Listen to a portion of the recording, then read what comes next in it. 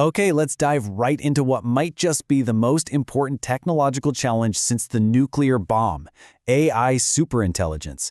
The critical question here isn't if it's coming anymore, but how on earth we're going to manage it without completely losing control.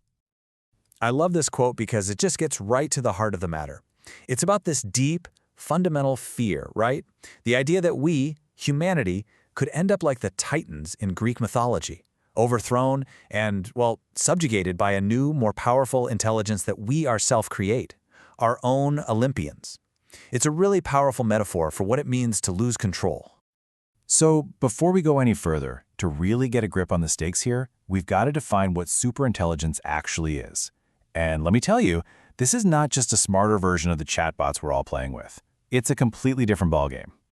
Yeah, we're talking about a massive, qualitative leap in what's possible.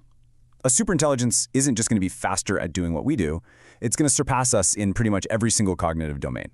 Think about it, strategic planning, deep scientific discovery. It could tackle novel, open-ended problems that we can't even begin to wrap our heads around right now. And this brings us to a really key concept, something called recursive self-improvement. Now, this is where things can get a little wild. Just imagine a feedback loop where an AI starts designing the next generation of AI, which is even smarter, and that one designs an even smarter one. This process could just accelerate at a speed we can't even comprehend, maybe compressing what we think of as a decade of development into a single year. That is the intelligence explosion. Okay, so let's map this progression out a bit. You've got your standard machine learning, which is pretty narrow, right? It's all about data-driven learning. But as we move toward AGI and then superintelligence, it becomes fully autonomous with that recursive self-improvement we just talked about. And you can see how the strategic consequences just skyrocket with each step. We go from simple efficiency gains in one sector all the way to something that could completely restructure global power as we know it. So with this kind of immense potential comes, you guessed it, immense risk. The thinking here breaks it down into three huge interconnected threats. These are really the core dangers we're facing to our security and to our ability to stay in the driver's seat of our own future. All right, let's break these perils down one by one. First up, you've got the geopolitical race for what is essentially a new kind of superweapon. Nations are already locked in what's being called a bitter race for AI superiority, and the fear is real. What if a rival nation gets there first? They could achieve a strategic monopoly and use it to build, say, an unshakable totalitarian regime. It's this incredibly high-stakes competition that's creating a super unstable global dynamic. Okay, peril number 2 is what some are calling the democratization of catastrophe. Basically, the fear is that advanced AI could dramatically lower the barrier to entry for rogue actors who want to cause massive harm. Imagine it providing step-by-step instructions for creating engineered pathogens for bioterrorism or enabling catastrophic cyberattacks on things we all rely on, like power grids or water systems. It's pretty terrifying stuff. And the third peril? Well, this one brings us right back to that fear of losing control, of becoming the Titans. It could be a slow burn, right? We become so dependent on AI for everything that the cost of just turning it off becomes way too high.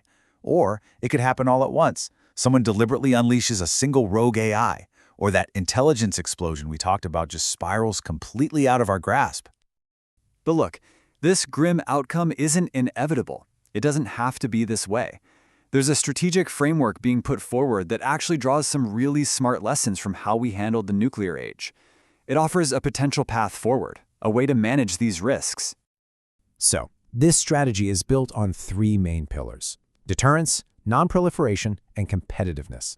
Let's see how they work together. Pillar number 1 is all about deterrence. The goal here is to stabilize that dangerous geopolitical race we were just talking about. The thinking is, we need to create a kind of standoff, similar to what ultimately prevented an all-out nuclear war during the Cold War. And here's the core concept, which is a really clever abdition of the old nuclear strategy. Instead of mutual assured destruction, or MAD, we have mutual assured AI malfunction, or MAIM. The logic goes like this. A massive superintelligence project is actually really vulnerable to sabotage. So any country that tries to make a mad dash for dominance would have to expect that its rivals will try to disable their project. It just makes the whole race way too risky for anyone to even attempt. Okay, so deterrence helps keep the superpowers in check. But what about everyone else? That's where the second pillar, nonproliferation, comes in. This is all about limiting the capabilities of those unpredictable terrorists and rogue states we mentioned earlier. And the key idea here is a layered defense. I love the analogy they use. It's like the Swiss cheese model. Each individual slice of cheese has holes, but when you stack them up, the solid parts of one slice cover the holes in the next. So you have layers, like controlling access to high-end chips, treating them like enriched uranium, then securing the AI's core code, and finally building in technical safeguards. Altogether, they create a much stronger barrier to prevent misuse. All right, so beyond just surviving and preventing the worst-case scenarios, the final pillar is about competitiveness. This is where we focus on harnessing the absolutely incredible benefits of AI to boost a nation's economic and political strength. It's about actually thriving in this new era, not just enduring it. And what does that look like in practice? Well, it means things like securing vital supply chains, especially for things like advanced AI chips. It means creating clear, pragmatic legal frameworks for how AI agents should operate, maybe based on principles we already have, like a duty of care. And crucially, it means getting society ready for the huge economic shifts that mass automation is going to bring. Now, speaking of that legal framework, it forces us to ask a really difficult and frankly very controversial question. Should AI have rights? This is a debate that is really starting to heat up.